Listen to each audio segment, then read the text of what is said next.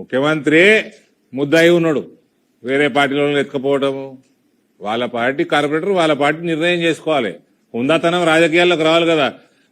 కేసీఆర్ ఓడగొట్టింది ఎందుకు? రాజకీయాల వ్యవస్థని భ్రష్టు పెట్టించిందని ఓడగొట్టింది పబ్లిక్. నువ్వు చేసేదేంది? ముఖ్యమంత్రి రేవంత్ రెడ్డి గారు పైన కేసు కూడా ఎందుకు స్లో ఉందో కూడా మేము కొద్దిగా ఫాలో అప్ కూడా చేస్తాం. కేటీఆర్ది కూడా చేయాలి, ఇది కూడా చేయాలి. వాళ్ళే డిమాండ్ చేశారు కదా కేటీఆర్ చేయమని, ఇది కూడా చేయాలి. నేను ఆ రోజే రియాక్ట్ అయినా. నేను ఆ రోజు మా రఘునందన్ రావు గారు పిలిస్తే అదేంది గజ్వేల్ కేసీఆర్ ఊరికి పోయినా, అక్కడనే రియాక్ట్ అయినా. నేను కూడా డిమాండ్ చేస్తున్నా కిషన్ రెడ్డి గారిని, ఈ కేసుల సంగతి ఏంది కనుక్కోండి. ఓటుకి నోటు రేవంత్ రెడ్డి గారు మోసిన సంచులు కేసు కూడా కనుక్కోరని చెప్పిన, రెండు చెప్పిన. మళ్ళీ చెప్తున్నా ఇవాళ ఇవన్నీ స్పీడ్ కావాలి. ఫాస్ట్ ట్రాక్ కోర్టులు ఉన్నాయి.